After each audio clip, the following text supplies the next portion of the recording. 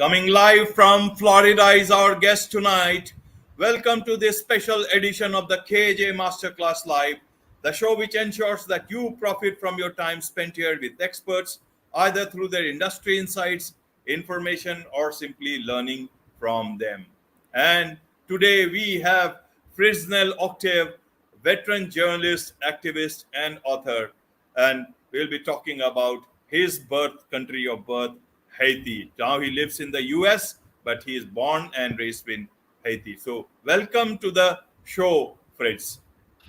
Thank you, AJ. Thank you for having me. It's a pleasure to be with you. I'm ready. I'm excited for a great conversation. Great, great. So, you are an expert on Haiti and its people, and you motivate and guide Haitians to stand up for themselves and their community, and encouraging them to know their worth and make Haiti a safer place to live and thrive. Now, straightway talking about your book, Haiti between pestilence and hope. This talks about everything about Haiti, but we would like to hear from you, understand from you, Fritz, about what this book is all about, and what do you want to convey through this book. AJ, this book is a long overdue project. So I had in mind for quite a while, ever since I was a young journalist, reporting in the heart of the stories in Haiti, crossing paths with foreign journalists, from reported from different international media, as a high profile international media, uh, those multinational news reporters. So one of the things that always came to my mind is that Haiti, a lot of people know about Haiti, but in the wrong way, because the story, the real story about the country, it has never been told in a, not only on the compelling way that where people can understand where we from as a people, and then how we get to where we are today, and then what we can do to continue to improve as a country, as a people.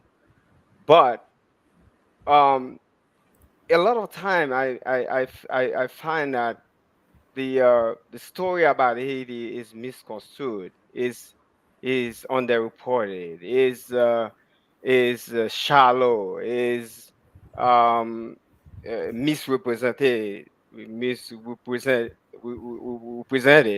It's all this aspects of the Haitian story. I feel like I'm compelled to present to the world, and in a way where they understand, the country better. They understand who we are as a people better.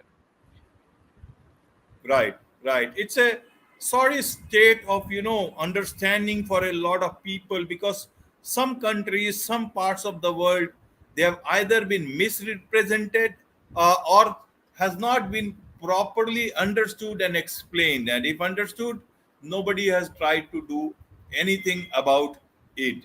So, in terms of Haiti, the world that we understand, and Haiti is such a strong part of it, we keep on getting news about. Recently there was this news about inflation and how people are more worried about it now. So tell us what you actually want the world to understand Haiti of. Is it about what history it had, or is it about the present political and cultural situation, or is it about about hope? What do you want people who only have heard about Haiti, or for an Indian like me, we have close connections with Haiti, and we feel we are together on so many things. So we know a bit, but then we also want to know and understand more.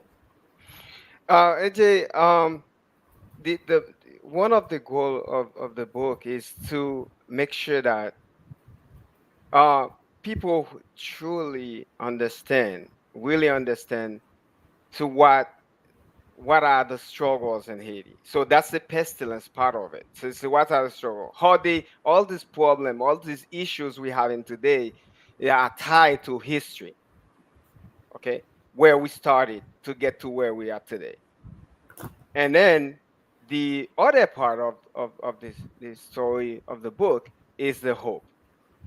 Despite all these issues that sometimes wrongly reported, but sometimes misrepresented, represented. So sometimes you can say well represented. Um, I mean, there's the truth, there's the truth somewhere. So that pestilence part of the problem, of the Haitian issue. So we presented that in the book, but then we more the more so is the hope, where we can go from there. So despite of these issues, so we have natural resources.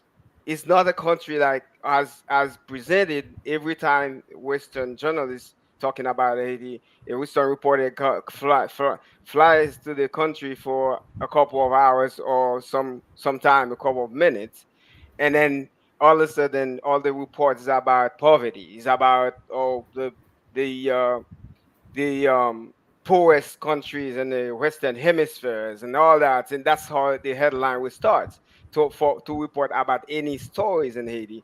So it is not that true. There's a country is so poor, and then it's the poorest in the region. It's not true. We have uh, ample natural resources that, if well managed, well uh manager, I'd say, so it can serve to help the country move forward, and in terms of social developments and economic developments. So we have opportunity for great potential for ports development, for transportation. So that, we have you know most of the beautiful beaches in the Caribbean. So we have that as well. So we have mountains, we have valleys, we have great rivers that can serve for electrification, so for agriculture. For we have resources, and then we have people. For over the years, I would say centuries, Haiti has been well known for producing great minds. We have these people, but the only poor issue is we have a problem, dated back from slavery, and then where we have issues, mental issues, where that we never really truly fully overcome that obstacle. So once we find a way we have found great leaders to lead people to overcome the mindset issues, and then the world will be a better place. That's the Right, hope. right, Chris. Now let's go a bit in the past. Okay, you are right now in Orlando, Florida, Hmm. USA. Hmm. Now USA and Haiti, uh, very closely they got their independence. Hmm. In Yes. 1804, Hmm. Haiti got independence from France. Yes. US got some time earlier on. 1776. Yes, Hmm. and then so after that, the early years of Haiti were full of hope. A lot of people from outside were returning to Haiti, and Haiti was the land which was open for everybody, especially those people who were oppressed, who had faced Yeah. problems earlier on. Yes. Haitians who have been outside. Afterwards, from an outsider perspective, a country which got independent with the world's largest, biggest democracy, how did it reach to a point that it is today? How did it lose? Because maybe from there one will be able to find some answers that you are trying to tell your countrymen? Yes, the answer is not that complicated. Yeah, I mean, sometimes people try hard to find the answer for this issue with Haiti. Um, if you were to put us side by side with the United States, I mean, it's 1776 and 1804, so it's not that big of a gap in terms of when we free ourselves as the two countries, two sister country, and then a couple, less than an hour away in distance. So we could fly together, we could walk together, we can swim together. But the problem is, it's all how it started. Okay, for us, we started as a country. It's a country where you have a group of slaves, about 800,000, so less than 1 million people. Okay, started a revolution to overthrow a system, a colonial system, so by force. Okay, so we fought hard. Well, a lot of people are thinking that today, even today, they're thinking that we only fought France to get to liberate ourselves to become independent. It's not. It's part. That's a part of the story. It's not the full story. The full story, we fought all the major Western colonial power to become independent. Okay, so once that happened, when we overthrow the slavery system, so we have a major blockage by those foreign powers. So I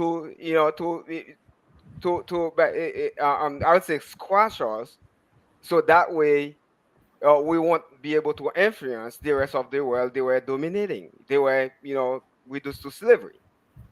So they put blockade, so we couldn't trade freely with other sister nations in the region. Not not counting the Asian countries, African countries, and so on. Even in our own region, we couldn't trade because you have Britain and occupy the Caribbean West Indies, so called. Okay, and then you have Spain in South America. So you still have United States occupy the north, along with Britain sharing with the space called Canada today. So all this, you know, all these issues, the political issues, they're causing us to to have missteps in the process of nation building. So even though that they were trading in secretively, each power is trying to get a piece of pie, because Haiti was the jewel for every one of them. About 80% of export coffee and sugar export to Europe, Western Europe at the time, were from that little piece of land. So they were still they still needed what we have, so they secretly trading. They have some kind of way, backdoor channel. They work to get out what they want from the country, but they didn't want to affirm it, you know openly, so everyone knows that, okay, this is a sister nation, a free independent country. So we're trading with, and we develop diplomatic relationship with. So all these handicaps at the beginning, they're causing issue for us, but we built.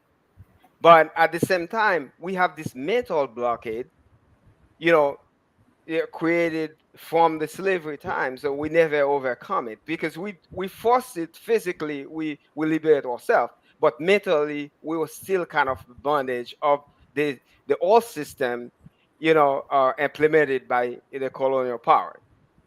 So where you have outrage, you have divisions, all this. So those internal factors, I would say, but caused by external factors.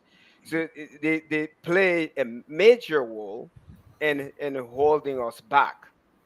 to be one nation, indivisible and in fact the same energy we found to fight all these colonial powers, to kick them out and then capture the country and build a nation. So we couldn't continue to foster this kind of energy and then for continuity of the nation. So that's that's how I stand in this story. That's my my take on it. You know, to bring us to today's problem, all this issue we have. So all tied back to the time in history, and then it also today is still resonated that we still not able to get out of this mental block that causing by the colonial era. Right, right, Fritz. So now let's look at the solutions. What can be done, and who has to do it? Because in terms of resources, in terms of natural beauty, in terms of, in fact, you see, even in India imports, commodities like Mm-hmm. cosmetics, iron and Hmm. steel, and aluminum from Haiti. Even Hmm. though small quantity, but we still import from Haiti, and we have given a special, Yeah. status to it so that we can do business with Yeah, Haiti. yeah, Okay, I like that. It's great you mentioned that because a small quantity, but it could be it could be more. It could be more because there is more. So right right, now, 80%, 82% of our trades is conducted with the United States. 82%. So the small fraction India got is from the 18% left for the whole rest of the world. right, So w- to come back to your questions and how things can change and then who can do it. So I start by saying we have to do it. We Haitian need to do it because experience shows for over 200 years that every the foreign powers, the external powers to all these different international organizations or a single country like USA or multilateral missions into UN or OAS, which is the organizations of American states, and the CARICOM, which is the Caribbean free trade uh, community type of organization. Um, Nothing's really works because they simply the problem is simple. Why would someone from the exterior come in and to fix any problem for you? Before they fix a problem for you, they're looking at what they're getting from it in the domestic national interests first. Or first thing they look at what are their priorities. They're looking at their priority first before they look at your priority. So you right, should be at the forefront of you know any initiative to fix any problem you have. You should be it's not that I don't recognize the importance of partnership, the importance of aid from whoever good friends that like have good intention want to participate and help and support. Not that I minimize the importance of that, but say in terms of setting up the vision, the goal, the objectives, in the plan to achieve that. See, it's got to be domestic. It got to come from us. We can't cross our arm and thinking that the international community will come in and then fix any problem, because the experience has shown, as I said, that they or anytime they come in, it get worse. right, Instead of getting fixed, it getting worse. We have so many missions. You can countless mission. You can name it from the first time. The first time we have a U.S. occupation, July 20th of July, 28th of July, 1915. We have the first U.S. occupation. After that, we have three more. right. So Okay. what is the reason that there is so much of talk when there is a problem happening in Haiti. There is a calamity, or as you said, there is the disease, pestilence, and then other problems when they happen. Everybody clamors and talk about helping Haiti and aid and international aid, and it's all over the news. Mhm. Why is it that the problems continue and the international community continues to fail in Haiti? What's the reason and what's the way out? The main reason, you come back again to the question you asked earlier. The main reason is because we as Haitian, we don't take our responsibility. You have three issues. You have responsibility, you have accountability, and then you have leadership. So we need to have the right leadership in place, and then we need to stop the impunity system. We have to hold people accountable. When people divert funds that designated to do XYZ project, so they have to pay the consequence for that. We cannot continue to see that the millions, the billions of dollars wasted, and then the people's life conditions never get better. There's no social development project that you can point out to say, okay, this is what those $1 billion spent on the ground have done. So can we put all the blame on the people who come in to help, or the international community? No, that's where my book come handy, because so the tendency is to either cast the 100% blame on the international community, or to cast blame on Haitians, because they say, hey, they chaotic and they this, they that, or they corrupt, and they okay. It's all of this.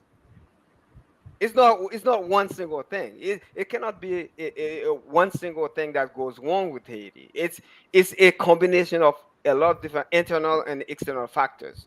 So once we start everything, um uh, uh, in the standpoint of ourselves nationally. If we do what we're supposed to do, we hold ourselves accountable. We take responsibility for our failure. We hold ourselves accountable. Who need to be punished get punished by the justice system. We fix our justice system, and then w- uh, once that is done, the international community will do what they need to do. But ourselves, we will tell them what we want them to do. If they come in for truly to help, if they want to help, because because you want to help me, doesn't mean that I have to accept the help. I can refuse the help, but we have to be less chaotic. We have to be more organized. We have to hold ourselves accountable. We have to do what we need to do. If you Right, give me help, if you give me a poison instead of a food I can eat to sustain me, so I have the right to refuse it. But you have to have your mindset in place. And then all the structure you need to put in place, you have to put them in place nationally, and in order to stand with your shoulder up, and then to refuse or accept as the come. right. Now, Frisk, help me understand this. That when a lot of money from outside comes in, Hmm. or there has been years of Hmm. instability or chaos, or then certain people develop a industry within that chaos, or a system that helps them be rich, be happy, and control everything.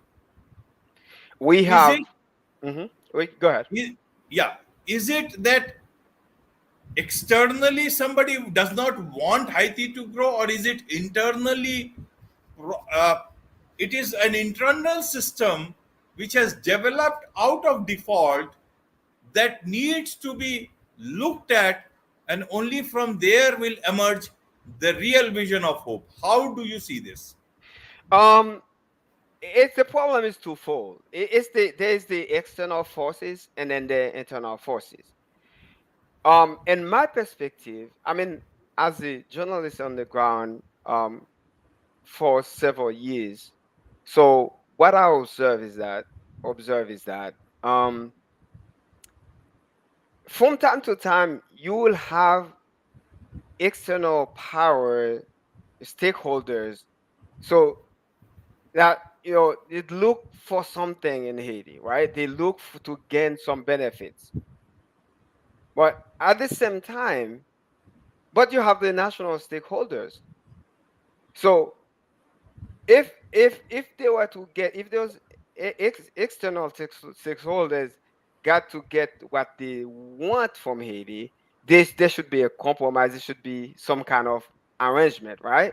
So I think that in my perspective, that the internal stakeholders, they sometimes they give in too easily. Favor the that approach, that perspective favor the external stakeholders. But at the same time, when you come back internally, we have that issue dated back from the day we declare independence. That the same reason that the one of the main founders of the republic, of the country, Dessalines, Jean-Jacques Dessalines, get assassinated. That's the same reason that holding that's it, one of the main factors, I would say, that holding us back today, because internally we have never overcome that issue of division. We never fixed that problem. So there's one tiny elite, one tiny oligarch, okay, they wanted to have, from 1804, they wanted to have everything for themselves. They see the country as an inheritance from their father or their Right, mother, whatever. right, I'm Fritz. talking about, the, in terms of racially, I'm talking about the small minority of mulattoes. We call them mulatto in Haiti, which is a mixture. Someone descended from a black woman and a white male from Europe, mainly from France at the time, or it could be Spain, France, or Britain, or Holland, or Germany. And then African slave. But it could be the vice versa. It could be a white woman from Europe, Western Europe, and then a black African man. So this this child they given birth to. So during the fight for independence, we find, with all the different aspects of history and different period, different ups and down and tweaks and and here. So at some point, the enslaved black, they decided to integrate them in the movement, make one movement, because themselves they were fighting their fathers or mothers over what they consider as injustice. They should they didn't get equal rights 100% with them, so they were fighting. So since those enslaved black were fighting, those at the forefront of the battlefield. So guys like Toussaint Louverture, Jean-Jacques Dessalines, Henri Christophe. So they realized that, okay, they're not 100% our own blood, but they suffer somehow too. They don't have equal right. We want a country where everyone is free and then have equality. So, and then they have of ourselves. So they are a result of an injustice too, because most of the time it's rape that causing that's been at the basis for this child to be born. So we going to integrate them in the movement. They found a way to find a compromise, to find a union, but that union was conjectural. That union was not fundamental. It was not. It was shallow. It was superficial. So once we fought alongside, the battlefield to get independence. So when we become independence, 1804. So this group of this small, they were like a very very tiny group compared to the blacks. So people, so that they decided that they want to have everything for themselves. Okay, you're black, you can get your freedom, you're free, but you don't have right to eat. You don't have right to have property. You don't have right to have a shelter over your head. You don't have right to have education for your children, etc., etc., and the list goes on. So that's in that kind of context. So you have the assassination of the main leader of the revolution, Jean-Jacques Dessalines, 2 years, just a little over 2 years after independence. So the military generals they have a coup, and then they have him assassinated, and then the country split because the black generals at that time. So what they did, they were sided with Dessalines who get assassinated. So the country is just fractured into two parts. So you have the north and the south. The south will be dominated by the mulattoes, and then north will be by the black. So Right. you will have that on this a part of the history continue today to be the same. So the oligarchs, they control all the economic means of the country. So anytime you see something wrong, so that invisible hand you cannot see, and then everybody give whatever color they want. They give it. They give responsibility. They put the responsibility whatever they feel like. But in reality, they are national stakeholders. They fundamentally they holding every piece of the structure of Haiti resources, and nothing can be done without them. So we need to find a way to consciously to have to convince them of a soul searching, so they understand that when tragedies strike, like we have most recently, a tragedy we have was the earthquake in 2010. But when that earthquake came, because the country is so chaotically organized and somehow, and especially the urban areas, so I mean, blacks and mulatto alike, they suffer from it. So they need to understand that. Sometimes some of them, you know, can fly from one part of the country in the remote area to the capital city, but some not all the time they have the opportunity to do that. And then when you can do that, you take a car with a wood, a dirt track wood that where we spend hours to travel, where in a distance where you could have probably done in 30 minutes or less than an hour. So sometimes you're seeking a medical attention where in the remote area there's no hospital, and then you go into a hospital in the urban area, but you spend so much time you end up dying in on the road to the hospital because you spend too much time spent because the condition of the road is so bad. So everyone, like we on the same boat, we got less how much money you have. Sometimes they have opportunity to go to a hospital in Miami, well, about an hour 45 minutes away flight, but not all the time they have the chance to take the airplane. So if you have a great hospital, state of the art hospital, the same way you have it in Miami, so you wouldn't have been in that predicament. So that's things like that. We need to find a way to convince them to understand that we in the same boat. We need to put ourselves together, unite as brothers and sisters, and to build a different Haiti than what we have today.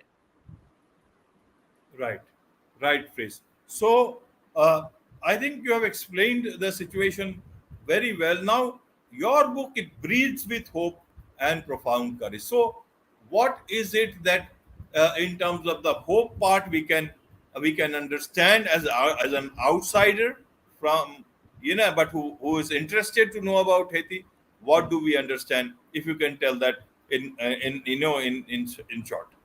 So the whole part of the book is twofold. We have one side of it is the landscape, is the national environment, it's the geography, it's all we have as resources, the minerals, the mountains, the agricultural lands, field. So opportunity for farming. So all these different things we have naturally that could help the country move forward, you know, in terms of progress, socially, economically. But and then the other part of hope is the people. We have, to me, to myself, I travel a lot. I go to different part of the world. So we Haitian, we are among the most resilient people on earth. Despite all we know in our history, we're still alive. We're still fighting. Wherever we go, we work hard. We believe in education. We work hard. We have a sense of good hospitality. We will embrace anyone. We got less of creed, color. We got less of who they are as a person. We see them as people, as us. That's why we have so many foreign. I mean, back in time, we have so many people migrated to Haiti when the country was less politically volatile. We had more stability back in the early 1900s, late 1800s. We have so many people migrated to Haiti and they have made Haiti their home up to today. Generation after generation, even they may have ancestry in Western Europe, Eastern Europe, Asia, Africa, anywhere, North America, South America, Central America, but they migrate to Haiti and they stay there. They make it their home. They do their business there. They do because people they vary. They have a very good sense of hospitality. They accept others. Okay, we have this part of us, and the idea of if you work hard, you can make it. If you study hard, you can make it in life. We have this kind of attributes that make us great people. Right, right, phrase. So, how do people get this book? Where do they get it, and how do they connect with you? They can get my book virtually from anywhere you are in the world. You can get the book. First of all, I have a website. My website is fritzneloctave.com. You put my first name, my last name together.com. You get right to my website. Not only just for the book, so that gives you a better perspective on Haiti. Yeah, I got a lot of inside, a lot of contents in there. I have a blog on the website you can navigate to see a lot of great things on the positive side of Haiti, on the hope side of Haiti. Okay, so and then they can get the book there, they can order the book there, and then the good thing is if you order the book from my website, you don't have to pay shipping costs wherever you are in the world. You won't pay shipping costs. So that's a great advantage as opposed to going to the traditional online retail book retailers like Amazon, Barnes and Nobles, and Debo Bonds, Google Books, Apple Books, any you can get the book anywhere. Just go, you browse, you use your browser, you search engine, you type in my full name fritzneloctave.com, or you type the book title Haiti Between Pestilence and Hope. You will find it somehow to order it. Right, right. And how do they connect with you? Any social media handle which you prefer people to connect you on? Yeah, they can connect with me on I prefer LinkedIn because I like the engagement making my engagement through LinkedIn, but I'm on Facebook as well. You can find me, type my name, my full name, they find me on Facebook. I'm on Instagram same way, Twitter same way, all the different major social media platforms. I'm on there. They can engage through my website. They can go, they can write me an email, fill in the contact my contact uh, um, page form, and then shoot me emails, communicate with me on live chats. They can, anyhow they want, they can get in touch with me. Right, Chris. Right. Thank you so much for sharing about the book about Haiti and taking us into a journey of Haiti, not only now, but about understanding about how, when it got the independence and what are the issues that are there and how it can come out of this situation and be find the right place that it so rightly deserves. With this, thank you so much for joining us. And on this note, it's a wrap on this very special edition of the KJ Masterclass Live. Thank you so much once again. Yeah, thank you, AJ. I'm really, really, I was really happy to be with you, and I appreciate the opportunity again for many people around the world to get to know better about Haitians, about Haiti, the struggle we face, and then how we can overcome. So I appreciate the opportunity. So bye bye. Thank you. You are welcome.